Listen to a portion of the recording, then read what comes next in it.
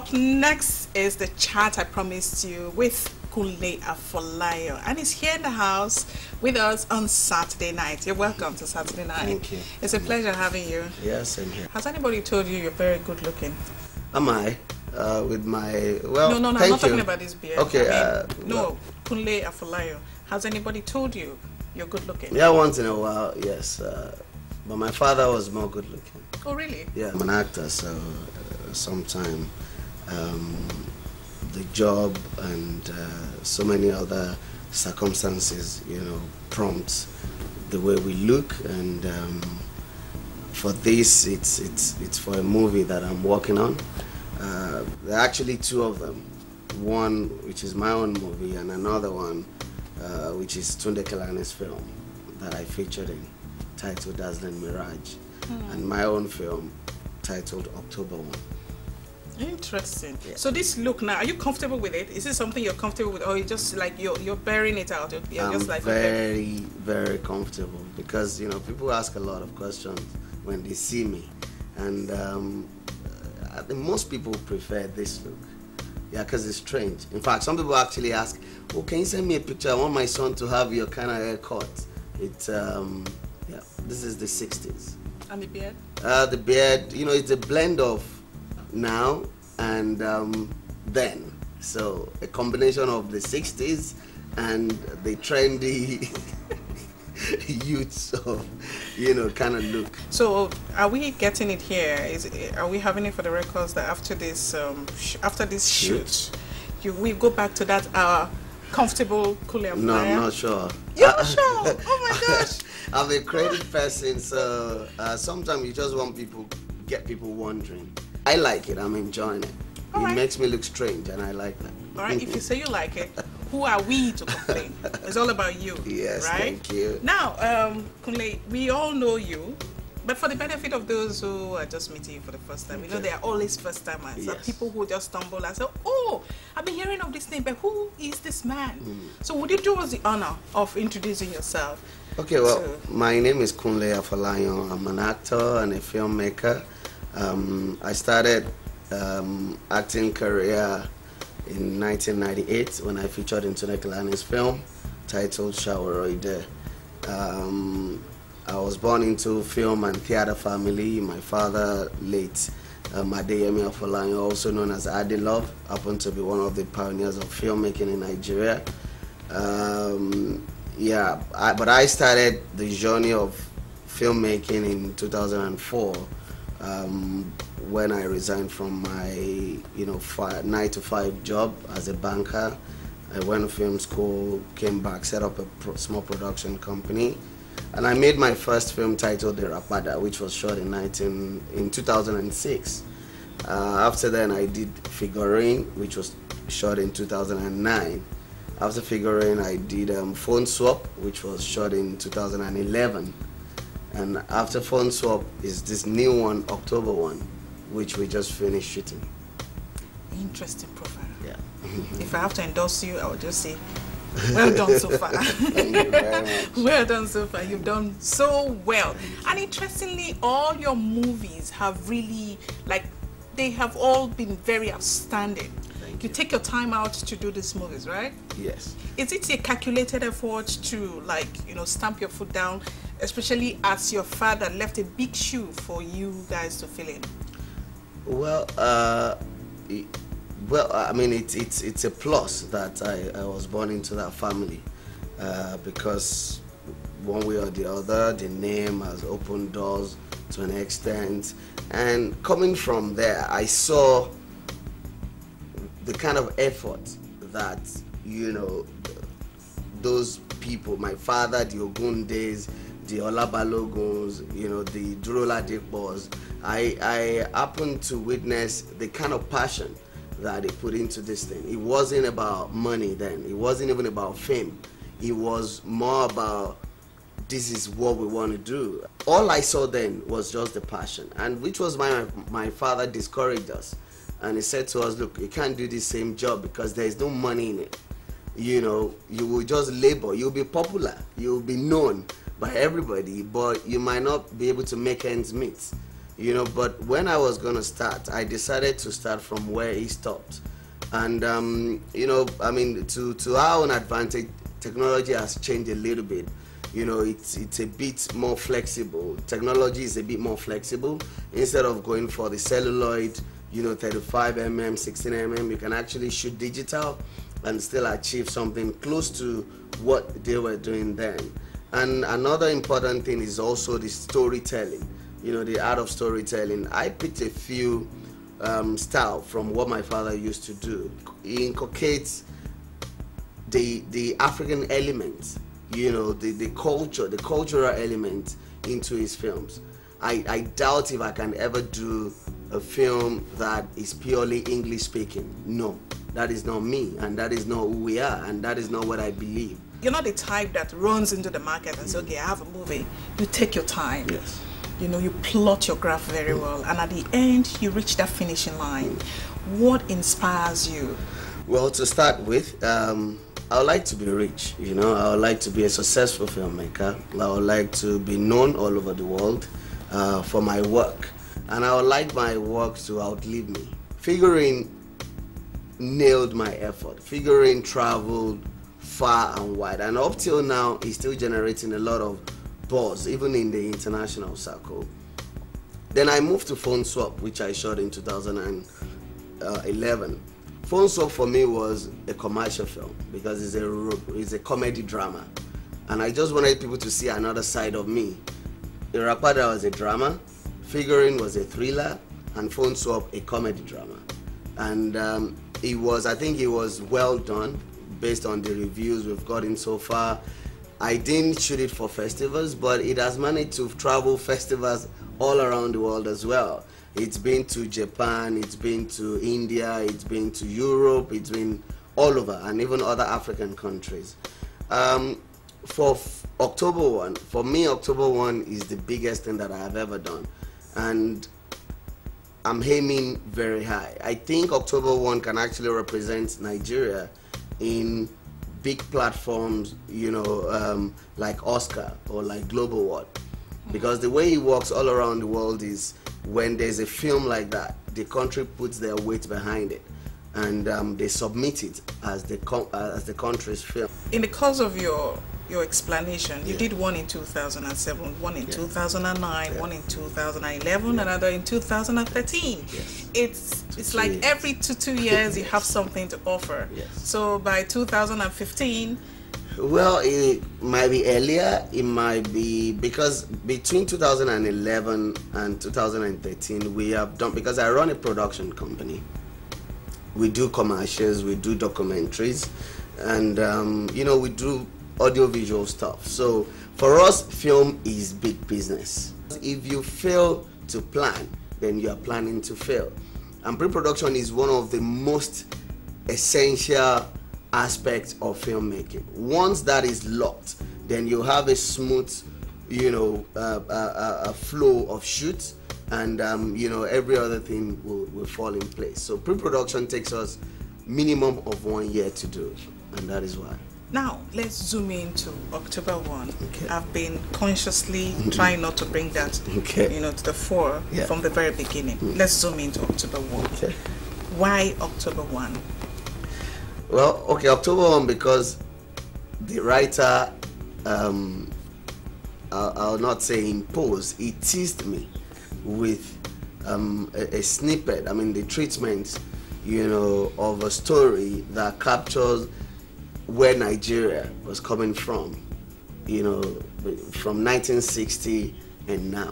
In fact, not even from 1960, from Lugard, from 1914 and now. All right, during the amalgamation to independence and to the present state. And when I read it, I was actually looking to do a smaller film because of budget constraint. And I said, look, every time I bother my head, I do everything. I look for the budget, I execute the project, I do practically everything. And I said, look, I'm tired. Let me look for a small project that will not cost me maybe more than 10 million naira. You know, throw it out there, and it's easy to recoup investment. But when Tunde Babalola sent me the treatment for, then it was Dust, that was the title, because it is set in a dusty village, a trade zone in Nigeria. But you know, after the first treatment and the first draft of the script was done, then we changed it to October 1.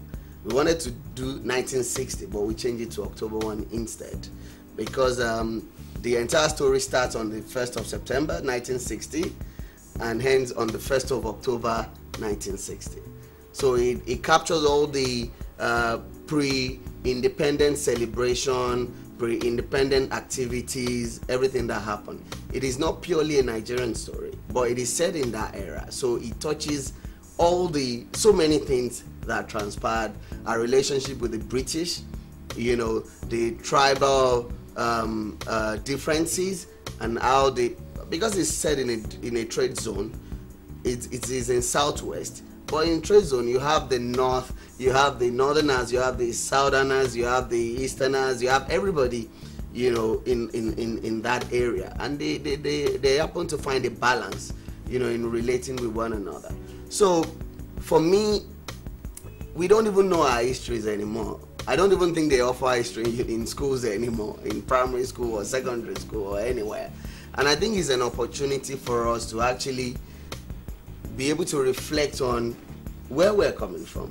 You know, the older people of maybe 40s and above will see themselves in this film, while the younger generation who did not witness independence will learn where we're coming from. It's such a broad film that, I mean, I have never seen anything like it before.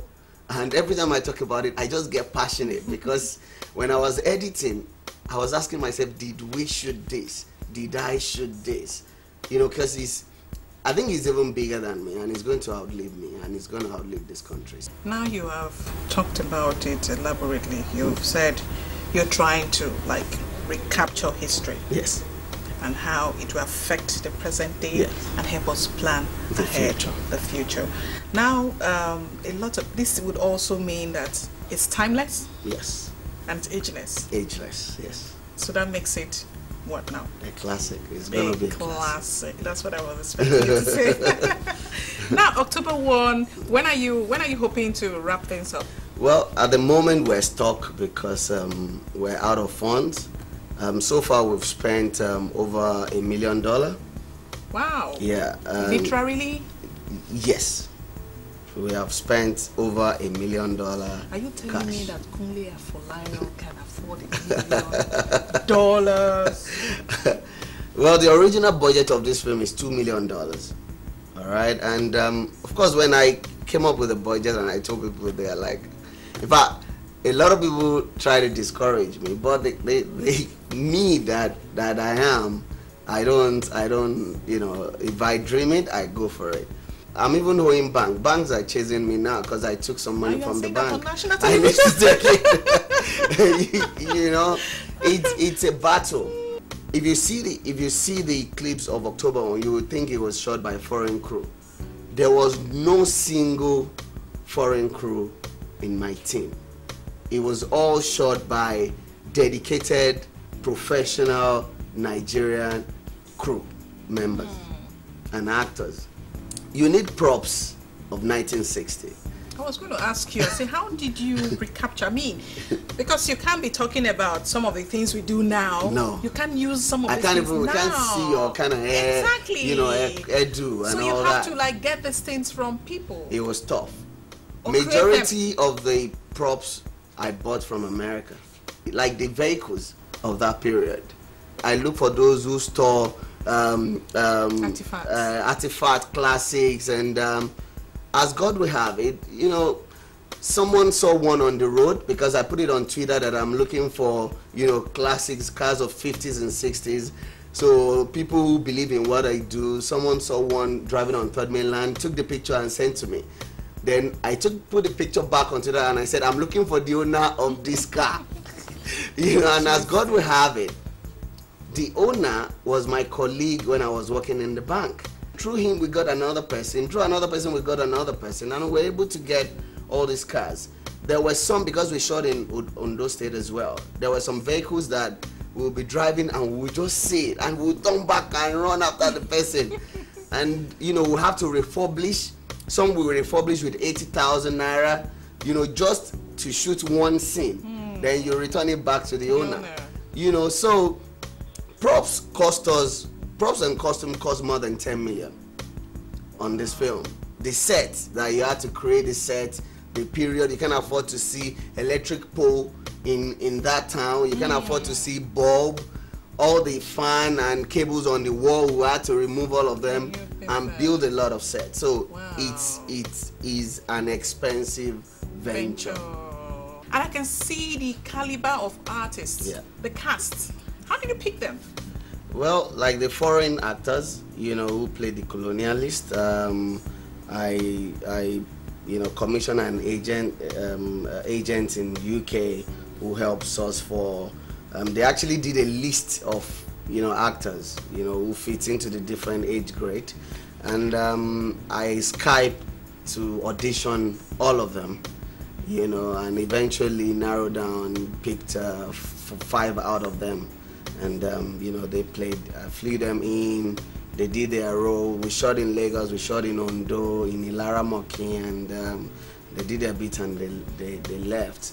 And the other ones, I mean, like Sadiq Daba, for example, the very first day I read the first draft of the script, and I said to myself, who is that guy who can play a northerner and who can also cut across the entire Nigeria? And he was the only person, you know, who came to mind. And I searched for him everywhere and eventually found him. And when he read the script, he got, you know, very excited as well, and that was how I got on the job. Should have just come to NTA and say, come, I'm looking for Sadiq Daba. Exactly. He's a family.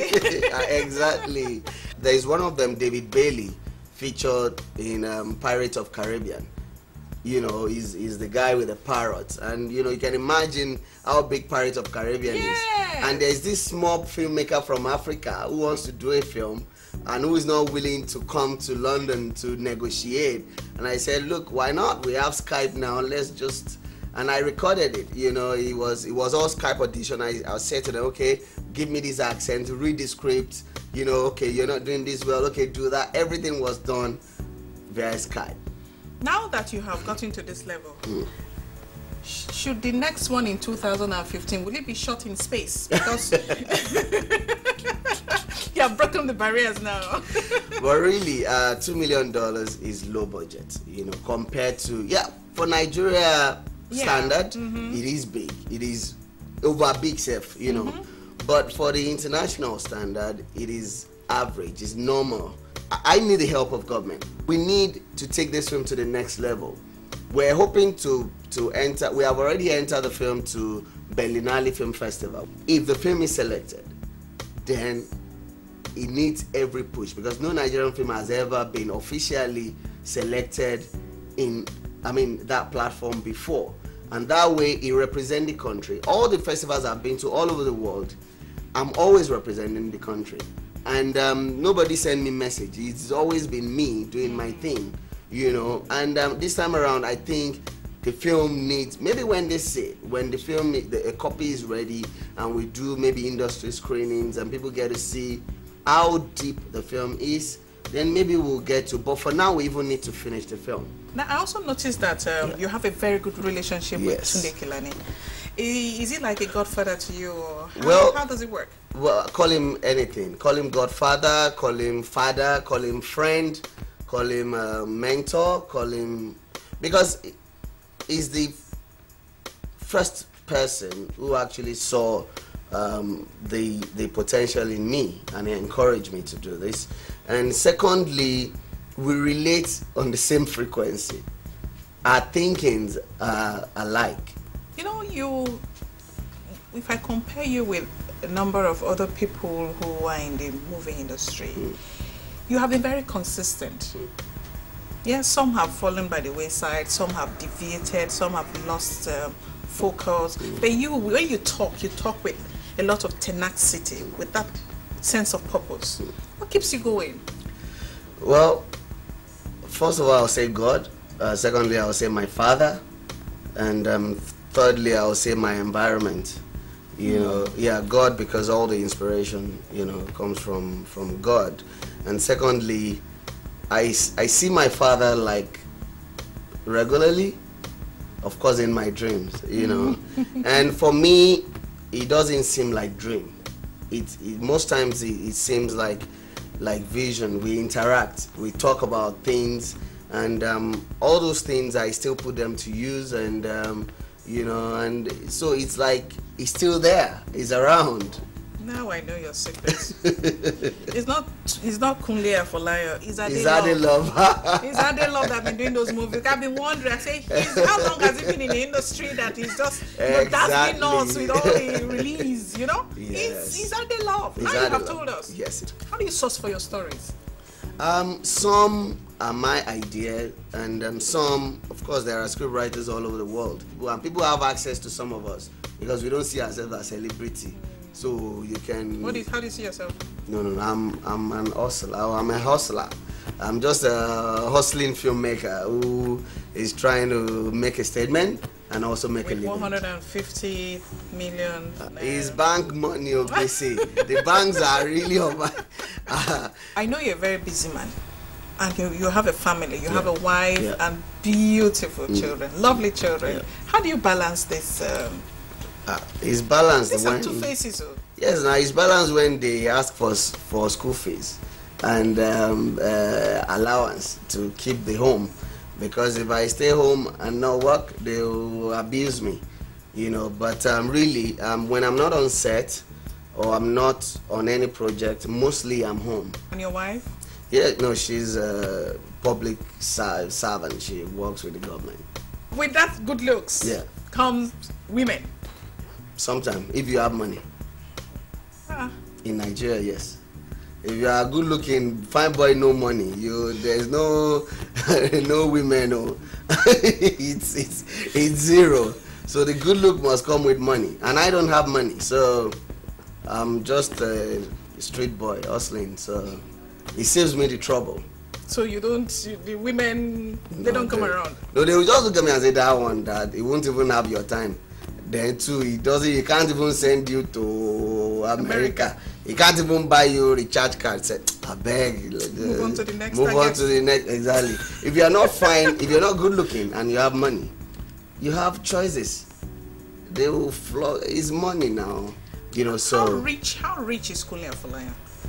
Well, rich enough to feed 4 children and a wife and extended family. My mom, but I'm comfortable. Yes. You're comfortable. Yes, I am. So you reach out to us.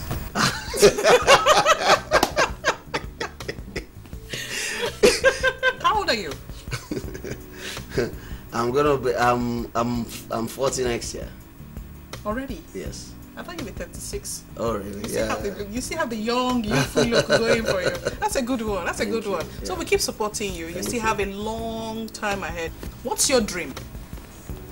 My dream is to have, to protect my name and have my name remembered for my good works and a good life. That is all I want. It's been a pleasure having you on Saturday Night. Pleasure is mine. Yeah, and so viewers will say thank you so much for staying tuned to this week's edition of Saturday Night. Until next week, I'd always say be kind to one another. Good night.